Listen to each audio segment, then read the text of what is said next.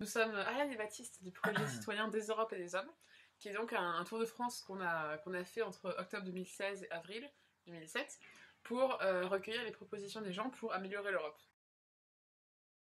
Ce qui est un projet dont la genèse est apparue quand Baptiste était étudiant à Lille et moi à Londres. C'était pendant le débat sur le Brexit du côté du Royaume-Uni. Et on se disait qu'en France, ce serait important de faire un projet sur l'Europe en parallèle de la campagne présidentielle pour rappeler l'importance des enjeux européens et faire en sorte que les gens soient plus impliqués en leur demandant à eux les propositions pour améliorer l'Europe. En France, il y a plusieurs grands constats qui sont sortis. Euh, le plus important, je pense, c'est que les gens sont, de notre impression, les citoyens français sont plus euro déçus qu'eurosceptiques. Ça veut dire que ils, ils sont pour une Europe, mais ils sont assez déçus par cet entre-deux de l'Europe qu'on a, entre une Europe des nations et une Europe fédérale. Et donc ils voudraient que ça aille, la plupart voudraient plutôt que ça aille totalement vers une Europe fédérale, mais sinon que ça aille vers une Europe des nations, que ça revienne au pouvoir des nations. Voilà. Dans les grandes idées et propositions qui sont ressorties des interviews, il y a eu beaucoup de demandes d'harmonisation, donc pas fédérale au sens des nations qui devenaient des États fédérés, mais vraiment au sens de l'harmonisation, c'est-à-dire que il y avait énormément de gens, y compris des gens qui nous disaient oui bon moi je suis eurosceptique, laissez tomber, qui nous disaient en fait dans les propositions ce serait bien d'avoir un impôt européen, ce serait bien d'avoir un gouvernement européen, un président européen, une harmonisation du droit social, du SMIC, etc. Donc ça c'était assez intéressant dans un contexte, faut pas l'oublier, où à l'époque l'Europe n'était pas vraiment sexy. Aujourd'hui ça revient un petit peu à la mode avec le président qui a été élu, mais voilà, quand nous on a fait le tour de France, il y avait beaucoup de gens qui se disaient anti-européens, même si au fond ils l'étaient pas parce qu'ils voulaient une harmonisation. Donc ça ce sont les idées qui sont revenues le plus. Et après ce qui est intéressant c'est qu'il y a des idées qui sont revenues assez fréquemment, alors que ce sont des choses qui existent déjà. Je pense notamment à Erasmus pour les stagiaires, pour les chômeurs, ou encore pour les professionnels. Ça existe aujourd'hui et il y a beaucoup de gens qui nous disaient que ce serait génial si ça pouvait exister. Mais voilà, donc il y a une certaine part des propositions qu'on a recueillies qui soulignaient le manque de connaissance de ce que l'Union européenne propose aujourd'hui aux citoyens. Oui, et je pense que ça va avec, je pense que Camille soulignait que beaucoup de citoyens regrettent un manque de démocratie et de clarté au niveau européen. Cette communication va avec ça, parce qu'il y a beaucoup de choses qui sont faites, que ce soit au niveau social, avec l'initiative pour l'emploi des jeunes, le Fonds social européen, ou que ça fait au niveau d'Erasmus pour les professionnels. Voilà. Et ce n'est pas connu. Et donc, je pense que si déjà il y a une meilleure communication, il y aura moins ce côté De défiance. d'Europe technocratique. Mm. Et plus ce côté, les citoyens, en tout cas les citoyens français qu'on a interrogés, ont besoin d'une Europe concrète dans la vie de tous les jours. Et ça existe déjà finalement. Il y a qu'à voir par exemple la plateforme eTwinning qui met en relation des écoles qui peuvent être jumelées à travers toute l'Union européenne grâce à cette plateforme numérique. Voilà, c'est le genre de choses. eTwinning, personne n'est au courant que ça existe alors que c'est top.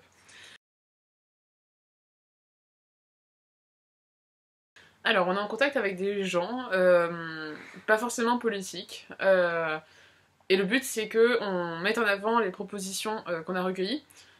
Toutes sont pas forcément excellentes à défendre parce que voilà, on a interrogé énormément de gens et il y en a il y a des propositions qui sont plus réalistes que d'autres. Mais on est entré en contact avec des décideurs politiques de la Commission européenne, du Parlement européen, mais également au niveau national, on a rencontré des maires. Et le but aussi, ce sera qu'on aille voir les recteurs d'académie, les médias, parce que les propositions ne touchent pas toutes à la sphère politique. Il y en a aussi qui touchent justement à la communication, à l'éducation, ce sont les trois grands secteurs. Mais voilà, et puis les différents ministères aussi, puisque l'Europe est partout. Et donc ça, ce travail de lobbying, entre guillemets, de mise en avant de ces résultats, on va le faire principalement à la fin de de notre rédaction du livre, du recueil de propositions du Tour de France. Oui, donc on a prévu on est en phase de rédaction et on a prévu de publier 2 ouvrages.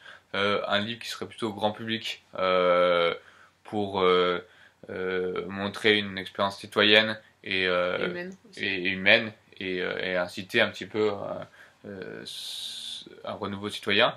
Et un deuxième qui serait un rapport public, donc avec les propositions, avec des chercheurs qui donnent leur avis et qui serait publié par l'Institut Jacques Delors, et donc qui eux aussi ont une grande diffusion auprès de la sphère directionnelle.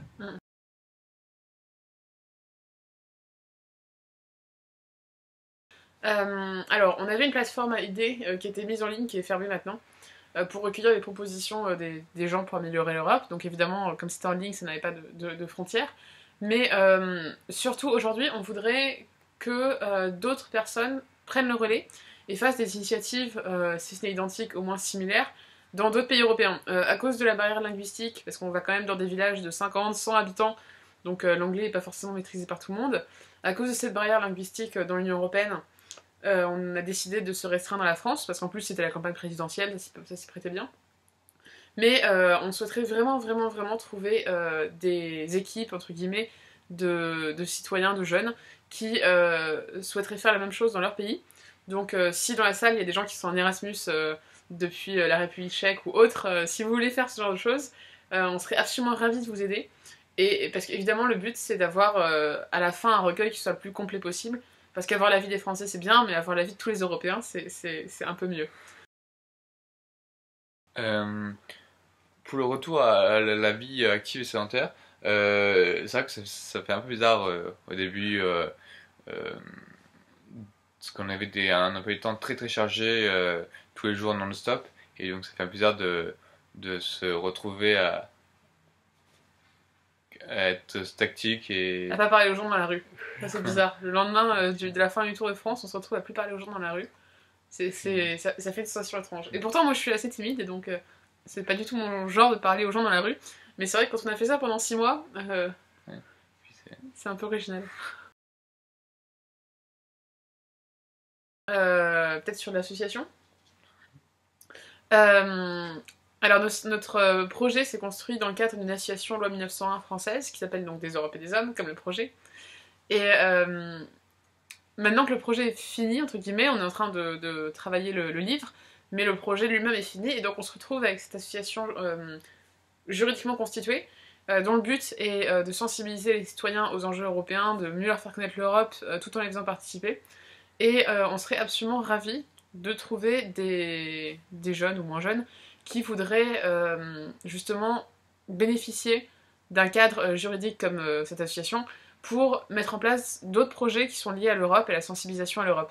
Donc si vous avez un projet qui se prête très bien à un cadre associatif que vous souhaitez nous proposer, on va mettre en place une assemblée générale en début d'année prochaine pour l'association, et on invite vraiment tous les citoyens qui seraient potentiellement intéressés par créer un projet à nous contacter et à mettre en avant ce qu'ils souhaiteraient faire au sein de cette association, pour ensuite venir le proposer à l'Assemblée Générale et peut-être prendre la suite de cette association. Parce que voilà, nous le projet, on l'a fait, l'association a été créée pour ça.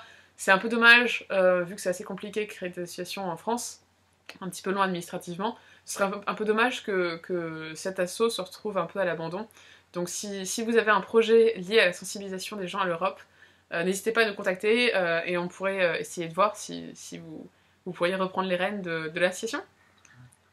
Et donc vous aurez les informations sur la page Facebook Des Europes et des Hommes. Sans S à Europe et avec le « et » bizarre. Ou sinon sur le site internet des Europes sans S et des hommes.eu, ou à l'adresse email des Europes, toujours sans S, .deshommes@gmail.com. Et l'autre message qu'on voudrait faire passer, c'est n'hésitez pas à vous engager, donc dans le cadre de cet asso ou pas, mais n'hésitez pas à vous engager parce que c'est vraiment une expérience incroyable que nous on a vécue, qui était extrêmement risquée dans la mesure où on consacrait entre guillemets 1 an de notre vie à ce projet qui est né de rien. qui aurait pu totalement tomber en miettes. On aurait pu avoir des problèmes de terrain, etc. Et en fait, ça a été, enfin moi je pense que ça a été la plus belle expérience de ma vie, et le fait d'avoir créé ça, de l'avoir géré de A à Z, c'est assez incroyable. Et je pense qu'aucun stage ou quoi que ce soit ne vous permettra d'avoir ce niveau d'expérience et cet aspect unique, à la fois pour votre CV plus tard, mais aussi, voilà, ne serait-ce que pour votre expérience personnelle. Donc faire une césure pour faire un projet personnel, etc. Je pense il faut pas hésiter. Voilà. Bah, merci de nous avoir écoutés. Merci. Et on attend de vos nouvelles.